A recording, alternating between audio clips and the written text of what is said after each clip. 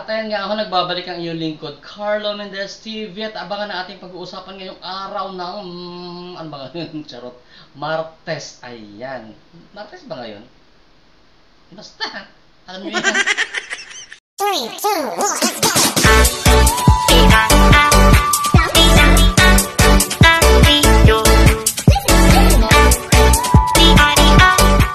Hi nako guys, medyo na-tackle ako kagabi doon sa live ni Darling. Oo, may nag-comment kasi doon. Binabasa lang naman ito. Ito with all fairness, binabasa lang naman ni Darling ang mga nagko-comment. Ang sabi nung nag-comment na isang, sino ba yung babaita na yun na nagmamaganda? Sabi niya, nagugutom na daw si Carlo Mendez. Oo, kaya nagbalik vlog daw ako. Parang gano'n eh, gano'n na rin yung sinabi niya. Ako lang ang nagugutom na nanaba. Di ba? Dapat nakita mo ako, pumayat ako, di ba? Buang din tong nag-comment na ito. At saka pakialam mo? Ano pang problema mo? Taas ang bewa ko. Ayan ha. Pasyalan nyo yung live ni Darling. Ito daw, kwento ko lang sa inyo sa hindi nakapanood doon sa kabila ha. Noong panahon daw na dinimanda ito na ni Migs Molino at ni Jetto itong, di ba yung itong bumibira sa kanila, sila Ofer Mirna, sila sino ba to? Sila BPM, sila IMIX, sino pa ba yung iba, ganon. Nung sinampahan nga sila ng kaso before, wala daw tumulong kay IMIX. Yun ang sabi, yun ang according sa ano ha, sa mga comment doon nabasa ko kagabi, ayan. At tinulungan daw ito ng mga ilang miyembro si IMIX at nakaipon nga daw ng hindi ko alam kung magkano yung amount na yon. So parang lumalabas na bakit daw binibira ngayon ni IMIX samantalang tinulungan siya. Yan ang sabi. Yan sabi ha. Oo. Yan naman nasa kay IMIX na ho yan na desisyon. Kung ano man yung kanyang desisyon sa buhay, di respect. Totoo naman yan yung sinasabi nila na ang utang na loob guys, dapat talaga tinatanaw yan. Totoo yan. Kasi, once na tinulungan ka, you have to look back dun sa mga time na nag-iisa ka, and then, tinulungan ka ng mga tao na yon. Oh, given na yan eh. Totoo yan. Pero kasi, may mga prinsipyo ang bawat tao na, syempre, siya lang ang makakapag-decide. So, ang mangyayari ngayon yan, kung ako yun, let it be, hayaan mo siya kung ano ang kanyang desisyon. Let it be. At si IMIX ay naging ungrateful, di umano. Di natin alam, kaya IMIX, paliwanag mo yan. Paliwanag mo yan, Day. Ayan, ha.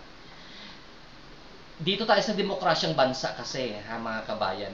Hindi natin pwedeng busalan, diktahan, at hilahilahin na parang baka o kalabaw ang ilong ng bawat isa sa atin. Kung ano may desisyon ng bawat isa, hindi pwedeng hawakan kahit sino man. Ayan, ganun ho yun. Lalo pa kapag may conflict na nangyari, may conflict na nangyari, talagang yung utang na loob, minsan nakakalimutan na yan. Pero ang Timpalaboy, tumatalo sila ng utang na loob. Sinasabi nila yan ng na nakatulong sila. Pero vice versa. Malaki utang na loob ng Timpalaboy sa ang ex-defenders sa Kabunsuan because dahil nagka-income sila, nagkapangalan sila. At the same time, malaki din ang katulong ng Kabunsuan sa mga defenders kasi without defenders, that time talagang lubog na sila, guys. Dahil hindi na nila kakayanan si BPM tsaka yung Timberador. Alalahanin din natin lahat yan. So, that feeling is mutual. Ganon. Parehas lang ho yan. So, kumbaga, nag-give and take ang bawat isa noong mga kapanahunan na yon. So, ngayon na may away yan dito, sumasabay din kayo doon sa, sa away sa Davao, na may people power doon sa Davao, di umano, ha? Hindi ko pa naman napanood yan, pero dumadaan lang sa newsfeed ko, pero di ko scroll up ko. Ayan. Ayan. So, hanggang saan naman itong teleserye na ito matatapos para itong teleserye ng Mahal at Mix before nung namatay si Mahal Tesorero na walang katapusan na issue, nabatuhan ng issue. So ngayon, nung natapos na yon, ang nangyari naman ngayon, itong pag-alis ng Timpalaboy. Okay? Ganun yun. So ngayon, hindi kasi natin pwedeng pwersahin yung bawat isa na, uy, tinulungan kita dati, dapat tumanaw ka ng utang na loob. Hayaan nyo na yon, tumulong na kayo, hayaan nyo na si God na ang magbigay ng blessing pabalik sa inyo sa tulong na ginawa ninyo. Hindi nyo na nila ipamukha sa ibang tao na tumulong kayo. 'Di ba? Kasi tulong nga kung tumulong kayo, ibig sabihin, bukal sa loob ninyo na tumulong kayo. So, there's no room para isumbat. Yan. Ha? So, abangan na lang natin ang teleserye na ito kung hanggang saan na naman tayo matatapos neto. Ha? Ay, nako. O, sige, sagutan pa more. So, nagsabi nagugutom ako, dahil, baka ihagis ko sa itong ref namin, punong-puno ng laman to.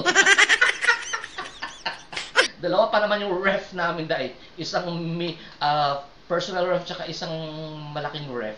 Gusto mo ihagis yung sa harap mo? O, ano ba yung pangalan? Nakalimutan ko lang yung pangalan na itong buwang ito. Ikaw, wag ka bibida-bida, ha? Sa mga nagsabi kagabi doon, ha, sa live ni Darling na bago lang si iMix, hello! Panahon pa ng Mamix, buo pa ang Mamix, doon na si iMix, hindi nyo lang siya kilala. Nung bulol na ako na hindi nyo lang siya kilala, hindi iMix ang gamit niya noon. Ha? Baka kayo ang wala pa doon ng mga panahon na yon. Ayan.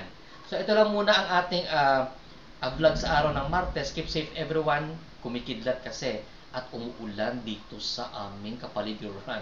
Carlo Mendez TV is signing off. Bye-bye. O, di ba? Kumikidlat, nakita nyo? May photographer sa likod, di ba?